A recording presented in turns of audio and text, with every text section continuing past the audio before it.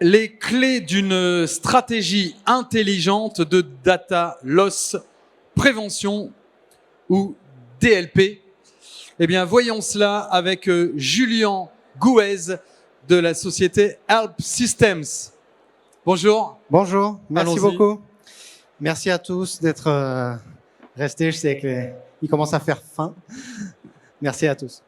Donc, peut-être quelques mots sur Help Systems, parce qu'il est très possible que vous ne connaissiez pas. Donc, la Help Systems, c'est la maison mère de toutes les marques que vous avez ici.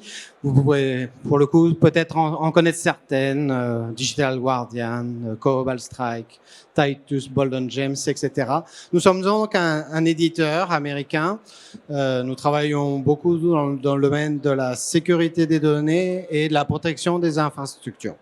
C'était une quarantaine d'années, on est à peu près 3000 personnes dans le monde maintenant, et avec une présence dans plus de 25 pays.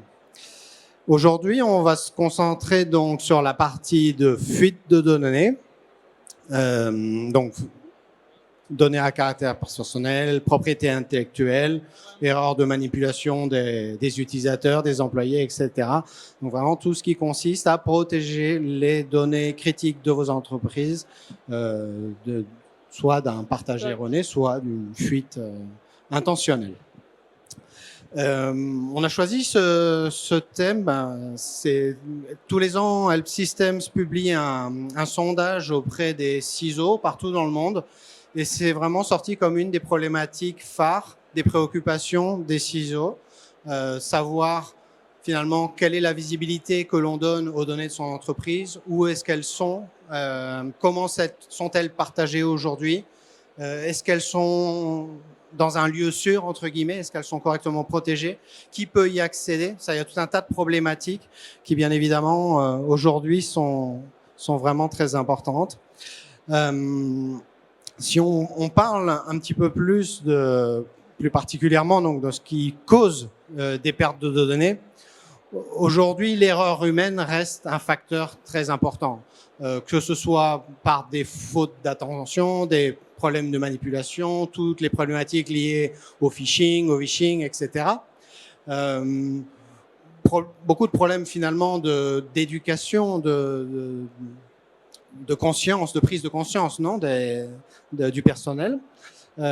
Aussi des problèmes plutôt liés à nos problématiques de processus internes, des efforts aussi à faire à ce côté-là.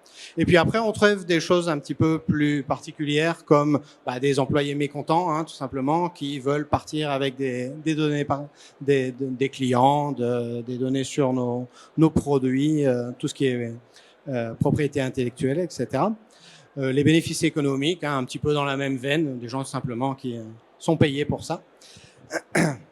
Et puis ensuite, on va retrouver des problématiques plus liées aux architectures, à la manière dont s'est développées les applications, la gestion des accès, les ransomware, et puis tout bêtement, tout simplement, la perte.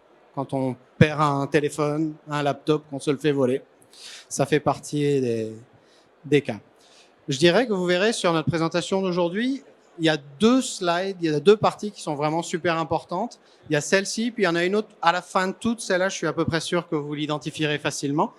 Mais je dirais que si vous devez retenir qu'un aspect, nous, on travaille beaucoup, en fait, à déterminer ce type de contexte. C'est-à-dire, est-ce qu'une même personne faisant la même action dans une entreprise, mais via des moyens qui sont différents, des outillages qui sont différents ou pour des raisons qui soient différentes, peut-être une action qui est considérée comme légitime ou illégitime.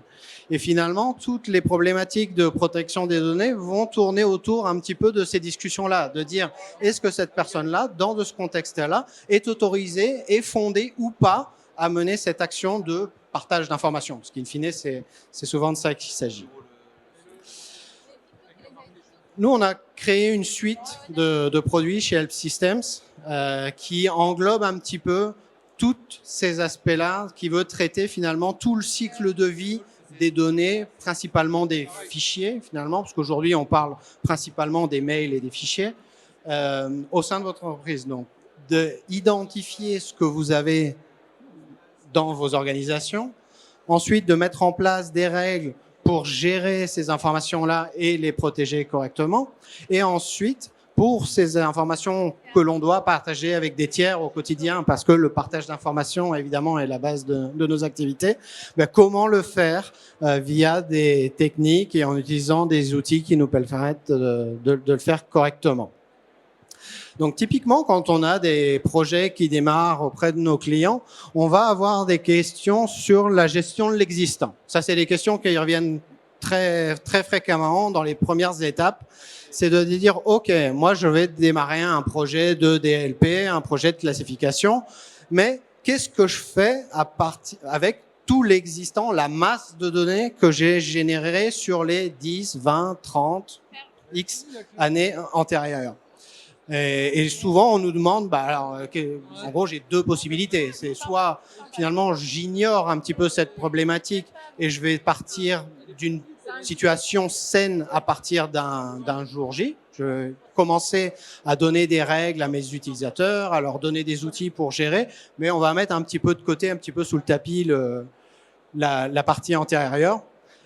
Ou alors on peut se dire aussi, je vais peut-être essayer de mettre en place une classification automatique et puis essayer de mettre des moulinettes pour essayer de traiter au moins en partie cet existant. Et c'est vrai que c'est pas facile de répondre a priori à cette question. En fonction des contextes de nos clients, de leur secteur d'activité, on va trouver des réponses qui sont parfaitement légitimes dans un cas comme dans l'autre. Mais je dirais que à minima, il y a une partie effectivement de connaître ce que vous avez. Ces projets-là sont une bonne manière finalement d'identifier ce que vous avez et de commencer à trier les informations. On stocke aussi beaucoup de choses qui sont pas forcément utiles au quotidien et ce genre de projet est un bon moment finalement pour se poser et de dire OK, je vais devoir protéger certaines choses, mais il y en a peut-être d'autres où finalement on peut peut-être les détruire, les archiver ou avoir d'autres processus en interne. Effectivement aussi, on peut mettre en place donc sur ces groupes de données qui ont été identifiés comme critiques des moulinettes de classification automatique. Aujourd'hui, les outillages permettent de faire de la détection de contenu, d'avoir peut-être déjà vous en interne des méthodes de classification ou de classement, je dirais, de données. Donc vous avez peut-être des fichiers particulièrement critiques qui sont dans des zones particulièrement sécurisées. Donc peut-être des politiques à appliquer aussi automatiquement sur ces contenus-là qui peuvent être mis en place. Et puis, je dirais qu'on n'y coupera pas.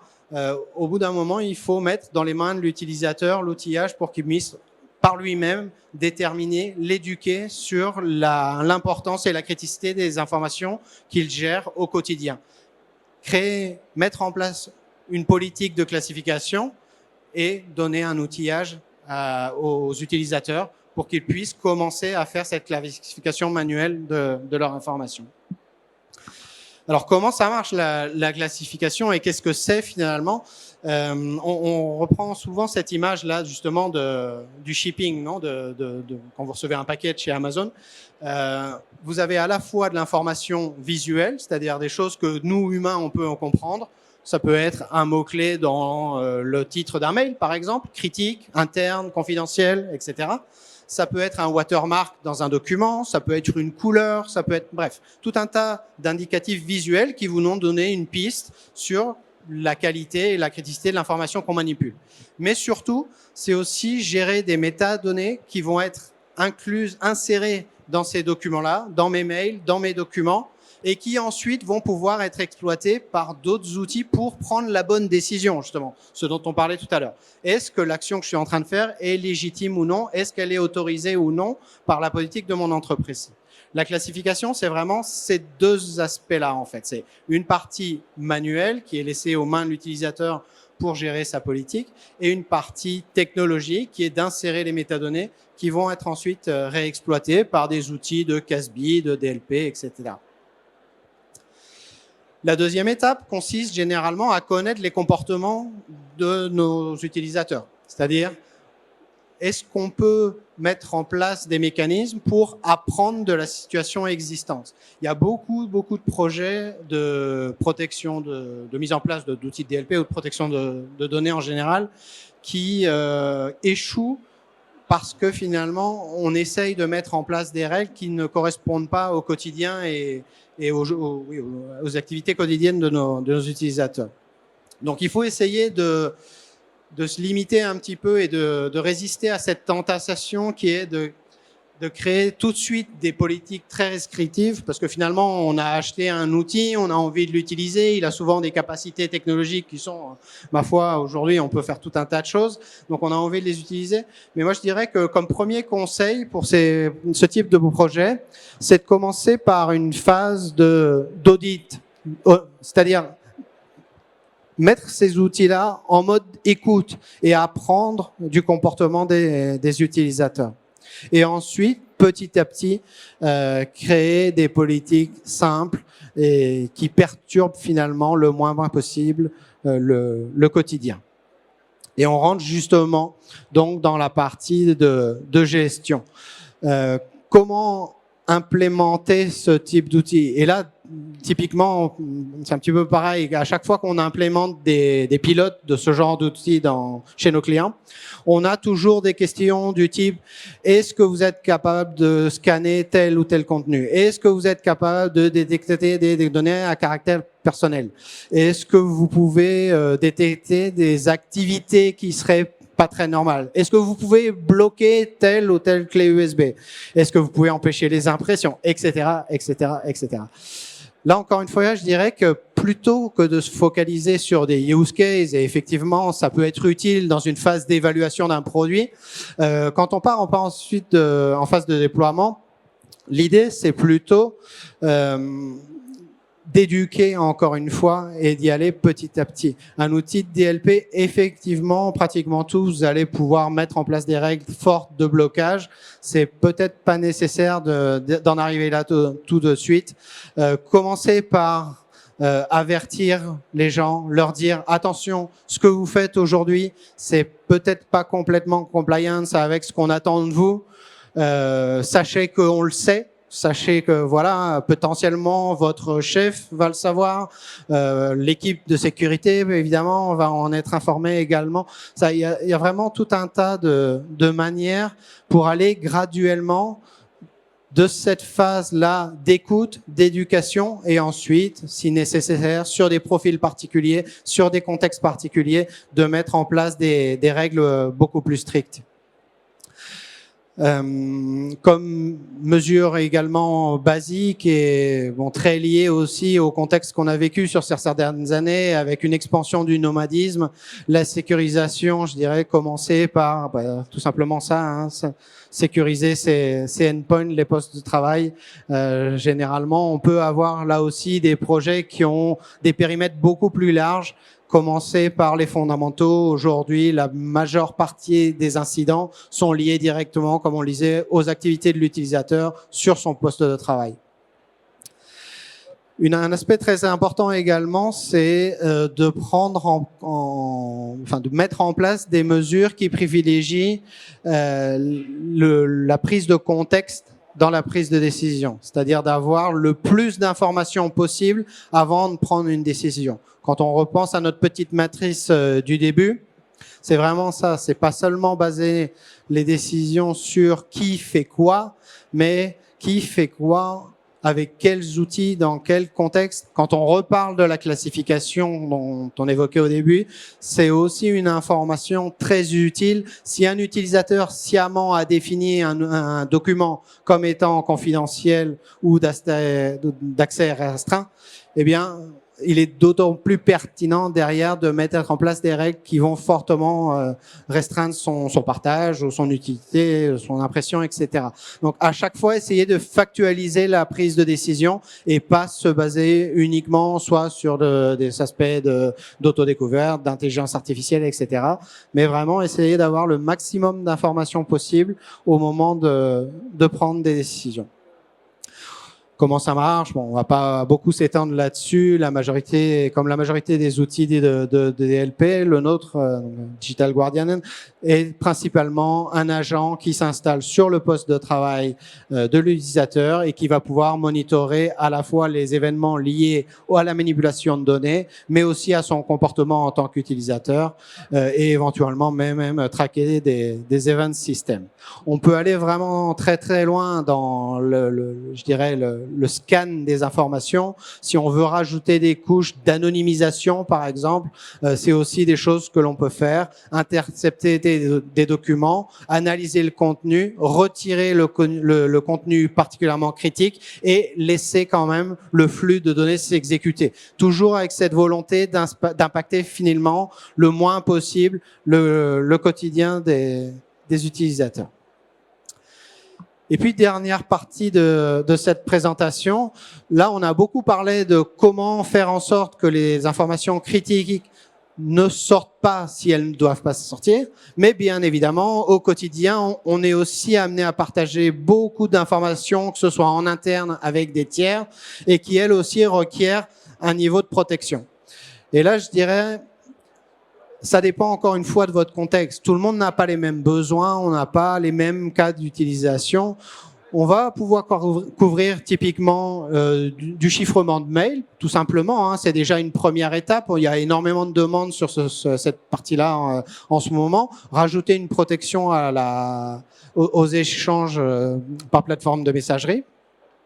Et puis après, on peut aller encore un petit peu plus loin si vous avez à partager des documents qui concernent des aspects extrêmement critiques sur des données financières, des plans de fabrication, des choses comme ça.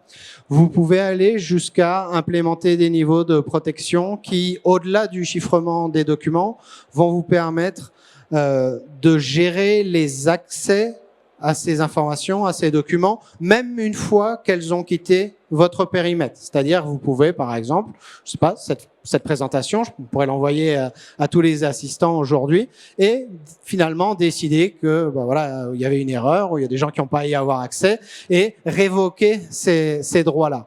Donc, voilà, encore une fois, il y a un aspect de graduation, dans les mesures de protection que l'on va mettre en place et qui seront en fonction finalement des cas d'utilisation. Et je vous avais promis qu'il y aurait un autre slide très important. Si vous avez envie de continuer à parler, à échanger avec nous sur tous ces sujets de protection des données, venez nous visiter sur le stand E7. Et puis si vous voulez juste manger un peu de bon jamon espagnol, venez ce soir ou demain à 18h. Merci beaucoup. Merci beaucoup, avec plaisir.